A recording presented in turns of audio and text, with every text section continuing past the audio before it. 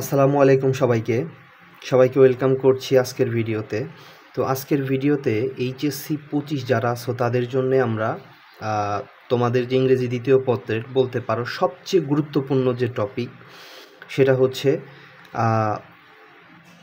Completing sentence. এই completing sentence আমরা solve করব এবং এটা হচ্ছে সিলেট বোর্ড 2023 সালের প্রশ্ন।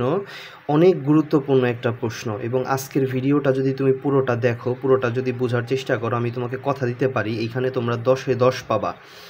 কেন এই কথা বলতেছি, আমি এইখানে পুরো ব্যাখ্যা সহ তোমাদের বুঝিয়ে দেব, বাংলা সহ নিয়ম সহ।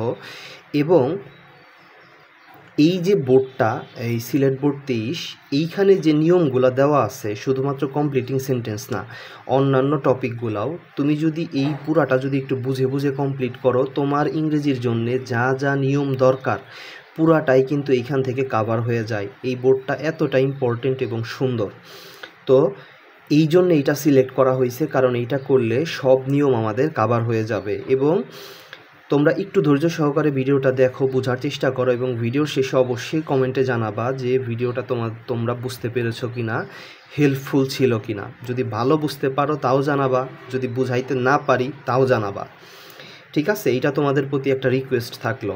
তো আগে আমি প্রিপোজিশন এবং তোমাদের সুইটেবল ফ্রেজ এবং ওয়ার্ডসের উপরে ভিডিও বানিয়েছি, ওইগুলোও তোমরা দেখে নিতে পারো। তো যাই হোক, অনেক বেশি কথা বলে ফেললাম, আসলে কথা না বললে বুঝতে পারবা না, এই জন্য এত কথা বলা। তো এইখানে পুরা 10টা মার্ক, তোমার ইংরেজি দ্বিতীয় পত্রের সবচেয়ে বেশি নাম্বার এই টপিকে গ্রামাটিক্যালের মধ্যে।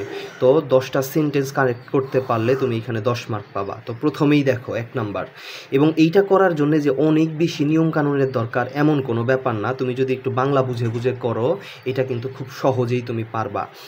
এ নাম্বার প্রশ্ন দেখো, 3-এর এ কি বলছে দেখো, most of the rivers are getting polluted day by day. অর্থাৎ বেশিরভাগ যে নদী নালাগুলো আছে এইগুলা পলিউটেড, দূষিত হচ্ছে প্রতিনিয়তই। It is high time, it is high টাইমের পরে একটা স্পেসিফিক নিয়ম অনুযায়ী আমাদেরকে সলভ করতে হবে। এবং তুমি যে বোর্ডেরই হও না কেন 100% তোমার বোর্ডে এই প্রশ্ন আসবেই, মিস নাই। ইট ইজ হাই টাইম আসবেই, এই নিয়মটা মিস নাই। তাহলে দেখো বাংলা করলে আমরা কি বুঝলাম, যে বেশিরভাগ যে নদীনালাগুলো আছে সেগুলো প্রতিনিয়ত বা দিন দিন দূষিত হচ্ছে। ইট ইজ হাই টাইম মানে হচ্ছে, ইট ইজ হাই টাইম মানে হচ্ছে এটাই সঠিক সময়। এখন এটাই সঠিক সময় কিসের? এই যে রিভার পলিউশন আছে এটাকে আমাদের কি বন্ধ করার, এটাই সঠিক সময়। তো স্ট্রাকচারটা হচ্ছে সাবজেক্ট হবে, ভার্বের পাস্ট ফর্ম হবে, এরপরে বাকি অংশ হবে।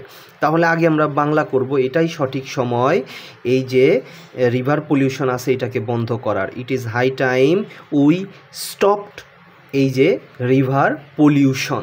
তাইলে অ্যান্সার হবে দেখো উই স্টপড। আমি বললাম কি সাবজেক্ট দিছি, এরপরে ভার্ব দিছি, ভার্ব হচ্ছে আমার এইখানে পাস্ট ফর্ম হবে, তাহলে স্টপ হয়ে যাবে কি স্টপড রিভার পলিউশন, অথবা রিভার পলিউশনের জায়গায় তোমরা ইট দিতে পারো, একই কথা, কোনো সমস্যা নাই।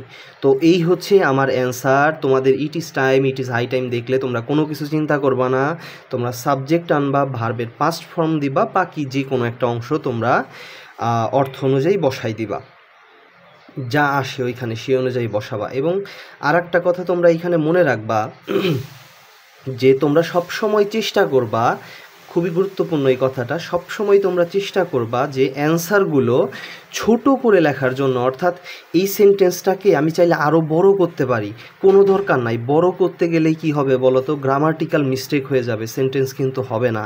আমরা ছোট করব, সহজ করব, যেন আমাদের গ্রামাটিক্যাল কোনো মিস্টেক হয় না। এই জিনিসটা তোমরা অবশ্যই মাথায় রাখবা। বি নাম্বার প্রশ্ন দেখো, milk is rich in food values. অর্থাৎ দুধের মধ্যে খাদ্যের সকল গুণাগুণ রয়েছে, ভরপুর রয়েছে। উই শুড টেক মিল্ক, আমাদের দুধ খাওয়া উচিত বা পান করা উচিত, এভরিডে, প্রতিদিন, সো দ্যাট, যাতে, তার মানে কি আমাদের প্রতিদিনই দুধ পান করা উচিত যাতে করে আমরা ফিট থাকতে পারি। এখন ফিট কি আমরা আসি না এখন সামনে হব খাওয়ার পরে? নিশ্চয়ই খাওয়ার পরে আমরা ফিট হতে পারবো। তাহলে আমরা কি লিখতে পারি, so that we can keep our body fit, so that we can keep our body fit, যাতে করে আমরা আমাদের বডিটাকে ফিট রাখতে পারি, ঠিক রাখতে পারি। তো এই সকল ক্ষেত্রে আমরা কি ব্যবহার করব, পারি অর্থে এখানে ক্যান হবে, এরপরে বাকি অংশ আমি মিলাই দিব। আশা করি বুঝতে পারছো। সি নাম্বার প্রশ্ন দেখো, mister John is very interested in tourism. Mister John এই যে ঘোরাফেরা নিয়ে খুবই ইন্টারেস্টেড, আগ্রহী। He wants to visit Bangladesh, সে বাংলাদেশে ভ্রমণ করতে চায় উইথ এ ভিউ টু, দেখো খুবই গুরুত্বপূর্ণ নিয়ম, উইথ এ ভিউ টু মানে জন্য, এরকম বোঝায়। সে বাংলাদেশে ভ্রমণ করতে চায় কিসের জন্য, বাংলাদেশের ন্যাচারাল বিউটি সে দেখতে চায় সেই জন্য, অথবা এইরকম তোমার মনে যে কোনো কিছু আসে তুমি দিতে পারো। এইবার দেখো এটা নিয়মটা কি, গ্রামাটিক্যাল নিয়মটা হচ্ছে উইথ এ ভিউ টু এর পরে ডিরেক্ট যে ভার্ব আমি আনবো তার সাথে আইএনজি হবে। এইটা যেমন তোমার কমপ্লিটিং সেন্টেন্সের জন্য অনেক বেশি গুরুত্বপূর্ণ নিয়ম, এই সেম জিনিসটাই তোমার রাইট ফর্ম অফ ভার্বেও থাকবে। উইথ এ ভিউ টুর পরে যে ভার্বই আনবো আমি তার সাথে কি হবে, আইএনজি যোগ হবে। সহজ কথা, তার মানে he wants to visit Bangladesh with a view to, সে বাংলাদেশে ভ্রমণ করতে চায় seeing the natural beauty of Bangladesh, কিসের জন্য, বাংলাদেশের যে এই যে প্রাকৃতিক যে সৌন্দর্যটা আছে এইটাকে সে দেখার জন্য, বোঝার জন্য সে কী করতে চায়, বাংলাদেশে ভ্রমণ করতে চায়। তাহলে দেখার জন্য, এর দেখা ইংরেজি কি সি, তার সাথে আইএনজি যোগ করলে হয়ে গেল seeing the natural beauty of Bangladesh. অথবা দেখো আমি কি দিছি, enjoying the natural beauty of Bangladesh, তুমি যে কোনো একটা দিতে পারো, কোনো সমস্যা নাই। তো আশা করি এই নিয়মটা বুঝতে পারছো। তো উইথ এ ভিউ টু এর পরে আমরা যে ভার্বই আনবো তার সাথে কি হবে, আইএনজি হবে। সহজ কথা। তো এরপরে দেখো ডি নাম্বার প্রশ্ন, I like to play cricket in my leisure time, আমি আমার অবসর সময়ে ক্রিকেট খেলতে অনেক পছন্দ করি। When I get A chance, আমি যখনই সময় পাই আমি তখনই ক্রিকেট খেলি।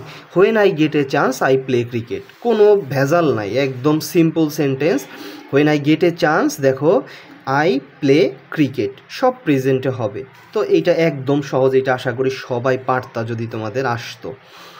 তো এরপরে দেখো ই নাম্বার প্রশ্ন, no nation can develop without education, কোনো জাতি শিক্ষা ছাড়া উন্নতি লাভ করতে পারে না। সো তাই it is rightly said that, এটা সঠিকভাবে বলা হয়ে থাকে যে, বা যথার্থভাবে এটা বলা হয়ে থাকে যে, তাহলে শিক্ষা নিয়ে আমাকে কোনো একটা ইনফরমেশন দিতে হবে, কোনো একটা প্রবাদ বাক্য দিতে হবে, কোনো একটা তথ্য দিতে হবে।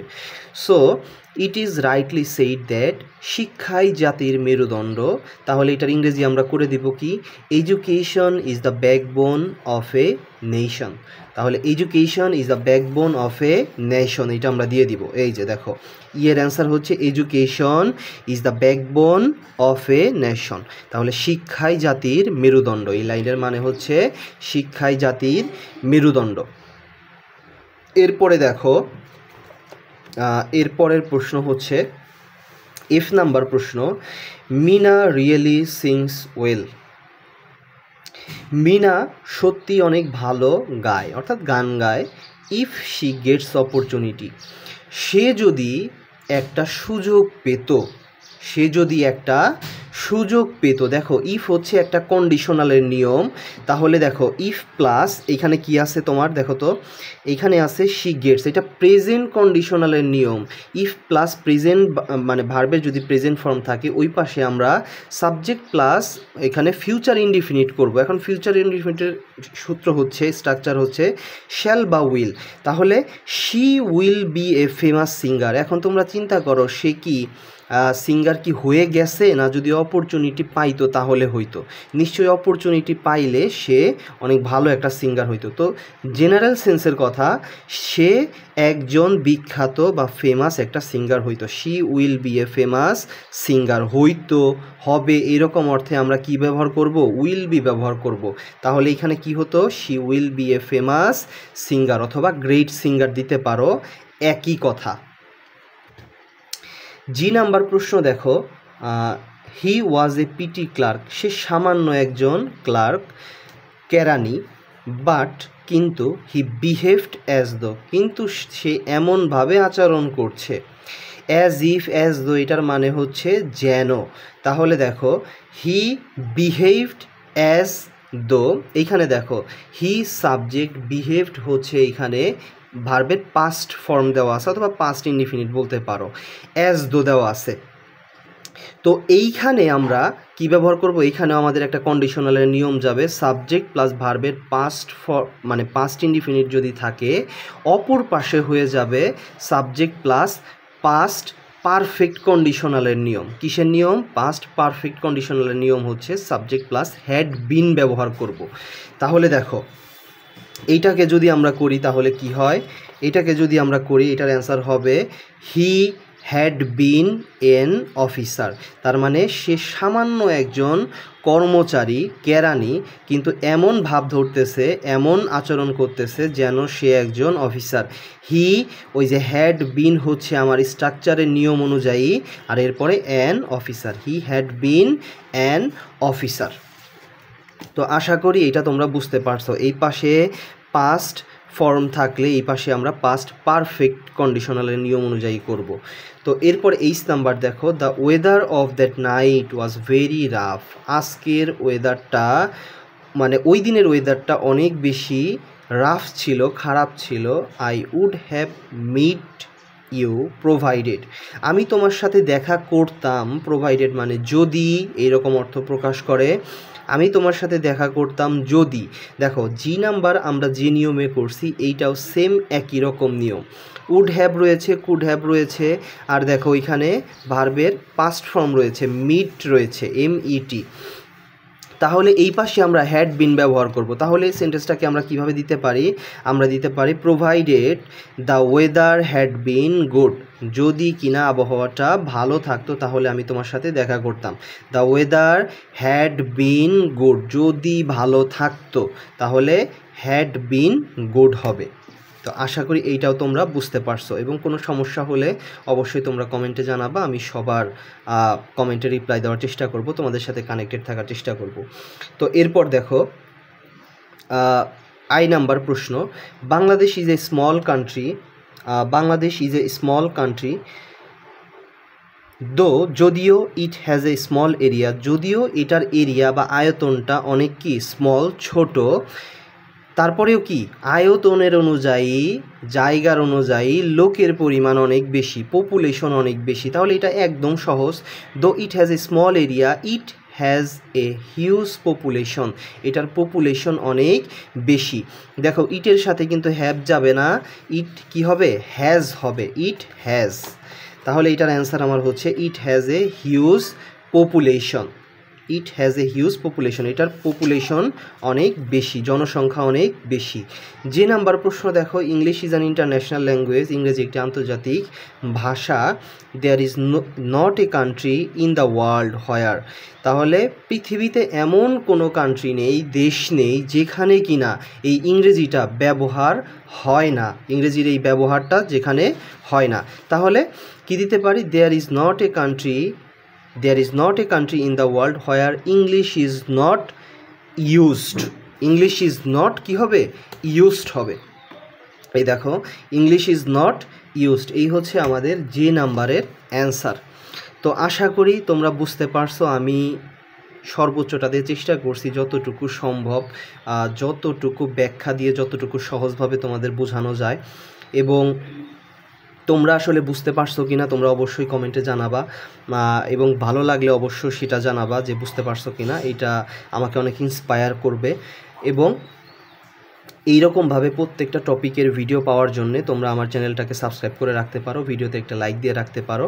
এবং আগেও কিন্তু প্রিপোজিশন এবং তোমাদের সুইটেবল ফ্রেজ এবং ওয়ার্ডসের উপরে ভিডিও দেওয়া আছে, সেগুলো তোমরা দেখে নিতে পারো। তো সবাই ভালো থাকো, সুস্থ থাকো। পরীক্ষার 15 দিনের মতো সময় আছে, কমপ্লিট একটা তোমাদের রুটিন বানিয়ে তোমরা সেই রুটিনটা ফলো করে পড়ালেখা করার চেষ্টা করো। এবং তোমাদের যে কোনো প্রশ্ন থাকলে তোমরা আমাকে কমেন্টে জানাতে পারো। তো সবাই ভালো থাকো, সুস্থ থাকো। আজকের ভিডিওটা এই পর্যন্তই। আসসালামু আলাইকুম।